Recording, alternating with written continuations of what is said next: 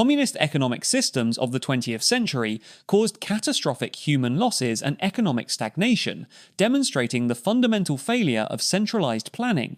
From famines that claimed millions of lives to the economic collapse of 1991, these experiments left a clear historical verdict. Market economies systematically outperformed planned economies in all measures of well-being. Meanwhile, communist ideas, transformed into social democratic policies, influence Western welfare states, creating modern mixed economies that combine markets with social protection. The legacy of centralized planning, the Soviet Union became the largest economic experiment of the 20th century, and its results were unambiguous. The planned economy proved incapable of allocating resources efficiently. The State Planning Committee, Gosplan, created in 1921, attempted to manage all production through 5-year plans. By 1950, developing a single 5-year plan required Gosplan to submit 18 separate versions, a process taking years. The system suffered from a fundamental information problem. Without market prices, planners lacked reliable signals about the true cost of resources or consumer needs. Factories hoarded supplies and falsified reports to meet plan targets. A barter system between enterprises developed outside the official plan. Soviet economist Shmelev and Popov called it economic romanticism, profound economic illiteracy, and incredible overestimation. The results were measurable. Soviet GDP per capita was only 30% of the American level in 1950, briefly rose to 36% in 1973, but fell back to 30% by 1991's collapse. The Soviet economy peaked relative to the West in the early 1970s, after which the gap only widened. Collectivization. Economics through coercion. In 1929, Stalin launched forced agricultural collectivization. The result was one of humanity's greatest catastrophes. Peasants were forced to surrender land, livestock, and property to state collective farms. Those who resisted wealthy farmers, called kulaks, were deported to Siberia or executed. The economic effect was long-lasting. The Soviet Union never recovered agricultural efficiency. From 1972 to 1986, it could not produce more wheat than the average of Western Europe.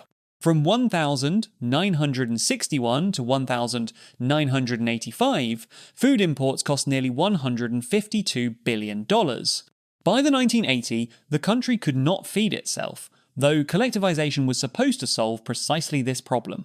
Private garden plots, comprising only 4% of land, produced about 25% of agricultural output. Modern economic analysis has definitively refuted the necessity of Stalin's policies. A 2013 study by the US National Bureau of Economic Research showed that collectivization led to a loss of 24% of consumption during 1928 to 1940 compared to alternative scenarios. Even under the most generous assumptions, Stalin's policies reduced welfare by 1%. Continuing the new economic policy or adopting a Japanese-style development model would have yielded better results without millions of casualties. Industrialization. Growth at the cost of lives. 5-year industrialization plans achieved some success, but at enormous cost. The first 5-year plan, 1928 to 1933, aimed at rapid industrialization. Steel production rose from 52.4 to 76,000 tons between 1913 and 1938, though Germany and Britain achieved similar levels. Massive projects were built. The Dnieper hydroelectric station, the Magnitogorsk metallurgical plant, the Stalingrad tractor factory. Official propaganda claimed 100% growth in industrial output, but actual figures were more modest, about 50% increase, with real growth rates around 3.5% annually. From 1928 to 1938, coal, copper, and steel production doubled. Iron production rose 40%, machine tools tripled. By the 1950s, the USSR became the world's second largest economy and a leading producer of oil, coal, iron ore, and cement. GDP grew tenfold from 1928 to 1985, and GDP per capita grew more than fivefold. During 1950 to 1965, the USSR grew from 510 to 1,000 and $11 billion in 1990 dollars, 198% growth, though Japan grew 365% and the USA 179%. However, this growth was extensive, achieved by deploying more workers and capital rather than improving efficiency. Total factor productivity, TFP, grew 1.7% annually in 1950 to 1958, but fell to 0.7% in 1958 to 1970, becoming negative by the early 1970s. This meant the system had exhausted its growth potential.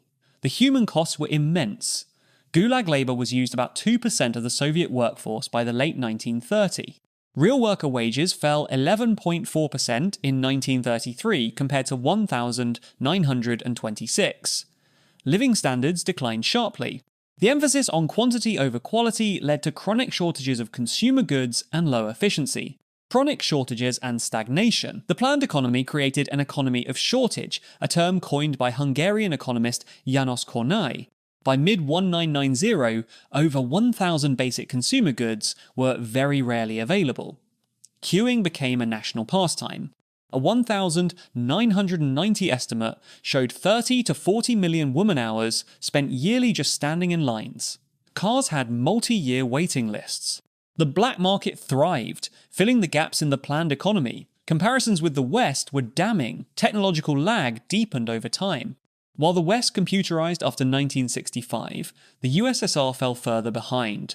Attempts to copy the IBM 360 faced enormous difficulties. Reliable microchip production in sufficient quantities, efficient software programming, coordinating separate operations. Technological production focused on military needs, not civilian ones. Soviet manufacturing fell behind Japan, Germany, Britain, and Italy by the 1970s. The era of stagnation of the 1970 to 1980 demonstrated systemic collapse. Annual GDP growth rates fell from 5.3%, 1,966 to 1,970, to 3.7%, 1,971 to 1,975, to 2.6 to 2.7% after 1975. By 1979 to 1985, the economy barely grew. The noticeable improvement in living standards observed through the early 1970s gave way to stagnation and decline. A financial crisis in the 1980s accelerated the collapse. The budget deficit rose from traditional 2 to 3% of GNP to 6% in 1986 and over 10% by 1988. External debt rose from $25.6 billion, 1,984, to $80 billion, 1,991. Gold and currency reserves shrank to mere billions. By 1989, the USSR could not service its currency debt on time. On the 25th of December 1991, the Soviet Union officially dissolved, leaving its successor state, the Russian Federation, with $66 billion in debt and virtually no reserves. Global dissemination and catastrophic consequences. The communist economic model spread worldwide with similar results. China's Great Leap Forward, 1,958 to 1,962, became humanity's deadliest famine. Estimates range from 15 to 55 million deaths, with scientific consensus around 30 to 45 million. Research by Yang Zhisheng showed 36 million deaths from starvation and 40 million unborn, 76 million population losses total. Forced communalization, primitive backyard blast furnaces, and inflated harvest reports led to catastrophe. Grain production fell 30% from 1,958 to 1,960, despite false surplus reports. China continued exporting grain during the famine, maintaining international prestige. In hardest-hit provinces, Anhui, Chongqing, Sichuan, Guizhou, mortality reached 11 to 18%. The Cultural Revolution, 1966 to 1976, continued economic destruction. Industrial output fell 13% in 1967. GDP growth rates were negative 4.4%, 1,967, and negative 2.9%, 1,968.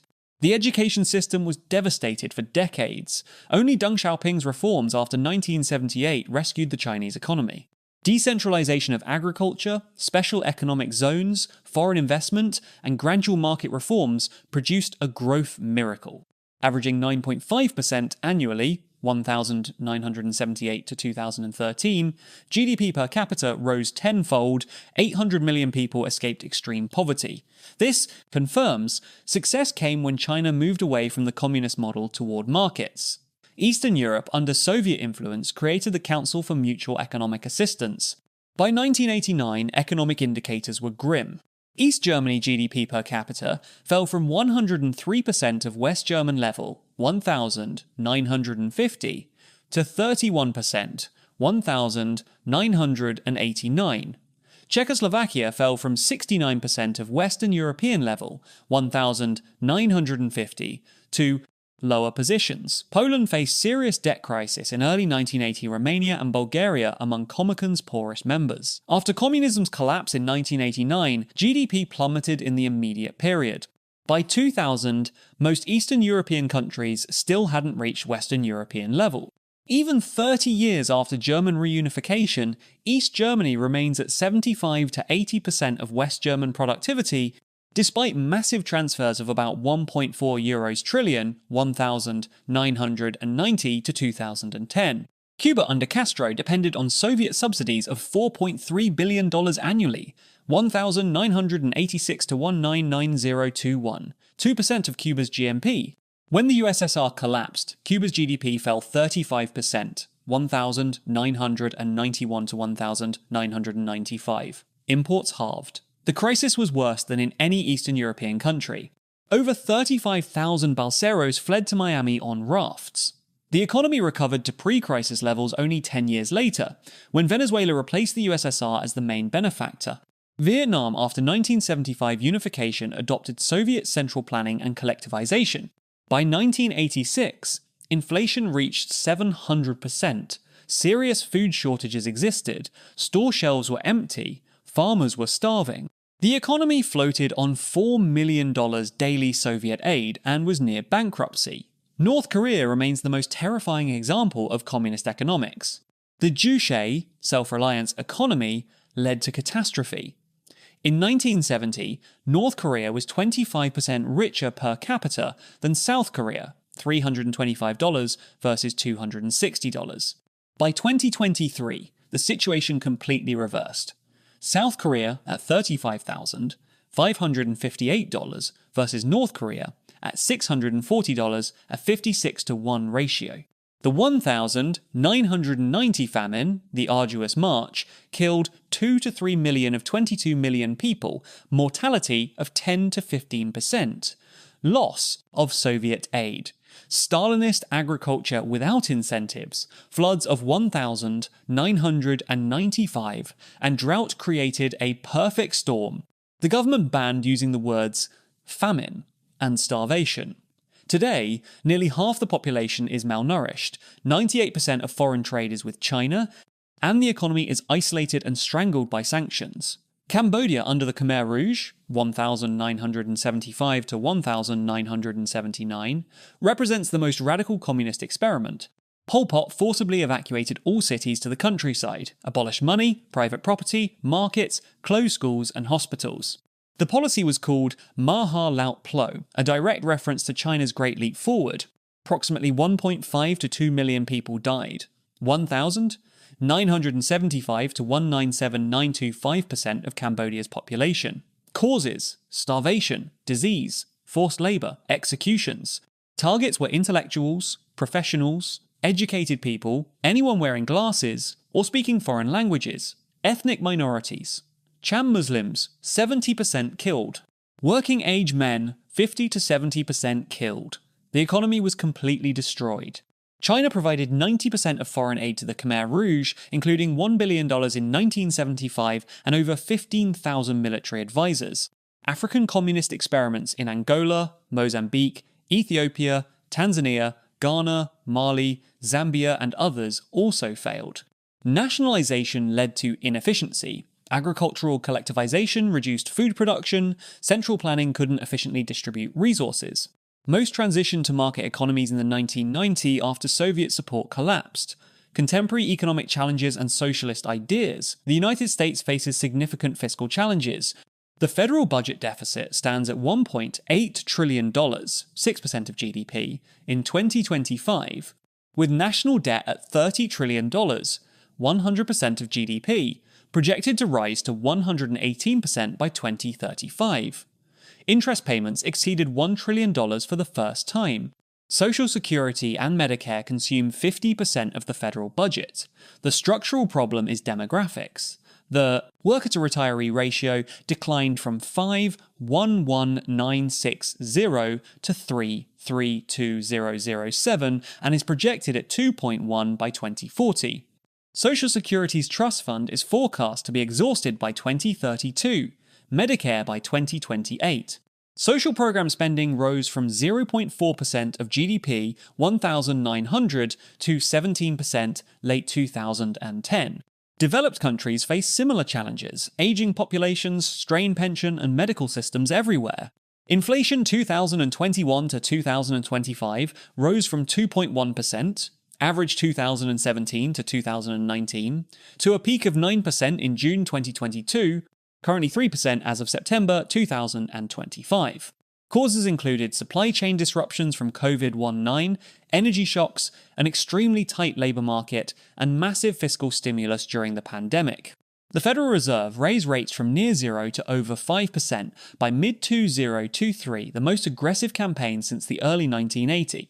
Compared to 1,970 inflation peaking at 15% by 1981, the current episode was less severe, peak 9%. And institutional frameworks, inflation targeting, central bank independence, enabled faster disinflation. However, it reminded that inflation can return even in modern economies. Levels of government intervention have grown over time. Federal regulatory restrictions rose from 400,000, 1,970, to over 1 million, 2016, a 20% increase since 1997 alone. The Code of Federal Regulations, over 185,000 pages, up from 22,000, 600 inches 1,960.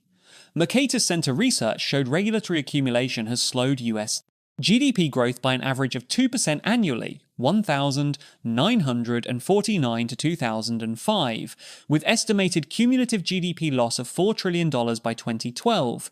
However, nuanced analysis shows regulatory impact varies by type, safety, environment, finance, economic, regulatory design quality, and benefits versus costs. Many regulations provide health, safety, and environmental benefits. Counterfactually, the cost of non-regulation, market failures, externalities, can also be significant. Modern monetary theory, MMT, gained popularity after 2019, arguing that governments with sovereign currencies cannot go bankrupt in their own currency and can finance spending by creating money, with inflation as the true constraint rather than deficit.